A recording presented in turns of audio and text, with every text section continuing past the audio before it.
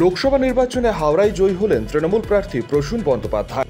হাওড়ার রাজনীতিতে প্রসূনের প্রতিপত্তির কথা কারও অজানা নয়। সে কথা মাথায় রেখেই 2024 সালে লোকসভা নির্বাচনে তাঁকেই টিকিট দেয় জোড়াফুল শিবির, যার তীব্র বিরোধিতা করেছিলেন দলনেত্রী মমতা বন্দ্যোপাধ্যায়ের ভাই বাবন।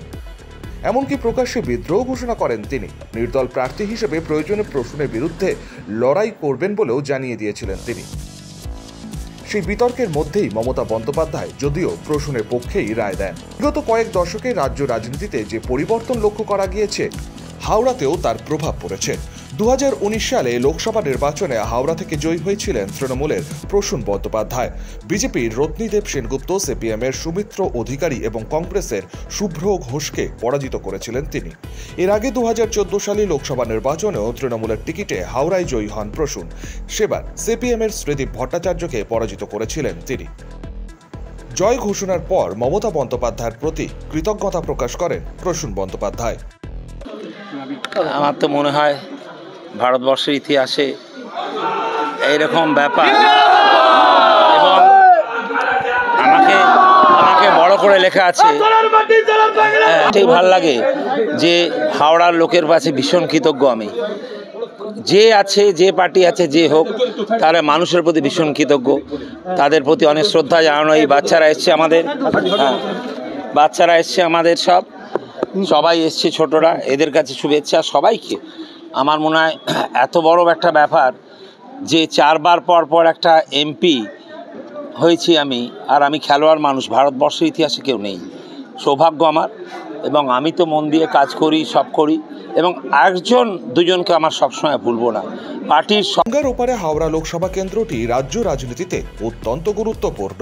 হাওড়ার মোট জনসংখ্যার 92.96% শহরের নাগরিক, তপশিলি নাগরিক 9.04%, তপশিলি উপজাতি নাগরিক 0.3%। হাওড়ার সাক্ষরতার হার 83.85%। তবে হাওড়ায় একইভাবে জয়ের ধারা 2024-এ এসেও বজায় রাখলেন প্রাক্তন জাতীয় দলের ফুটবলার তৃণমূলের Prasun Bandyopadhyay. Satyajit Dubey, India news Bengal, Howrah. কাজের প্রেশার, চাইছেন একটু রিল্যাক্স। একদিনের উইকেন্ডে শহর থেকে দূরে কোথাও যেতে চাইছেন, কিন্তু যাবেন কোথায় ভেবে উঠতে পারছেন না। চলুন না ঘুরে আসি তারাপীঠ।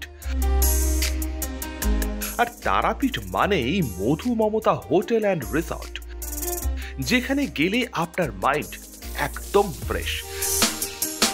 তাজা অক্সিজেন সাথে গ্রাম্য পরিবেশ আপনাকে হাতছানি দেবে। AC deluxe room, swimming pool, gymnasium, indoor games, আর সাথে আপনার পছন্দের মতন ডিশ। এছাড়াও যে কোনো সামাজিক অনুষ্ঠানে আজই বুক করতে পারেন মধু মমতা হোটেল অ্যান্ড রিসর্টের ব্যাংকুয়েট হল। রাত জাগা তারাদের সাথে, পরিবার বা বন্ধু বান্ধবের সাথে আপনিও সময় কাটাতে পারেন হোটেলের লনে। তাই ভুলবেন না, তারাপীঠ মানেই hotel Madhu Mamata and resort. ঠিকানা hotel Madhu Mamata and resort, Tarapith, Tarapith road, Indian oil petrol পাম্পের ঠিক বিপরীতেই, তারাপীঠ, বীরভূম।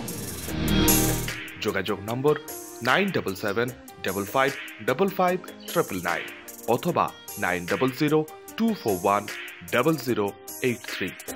বীরভূম মানেই তারাপীঠ, আর তারাপীঠ মানেই মধু মমতা হোটেল অ্যান্ড রিসর্ট।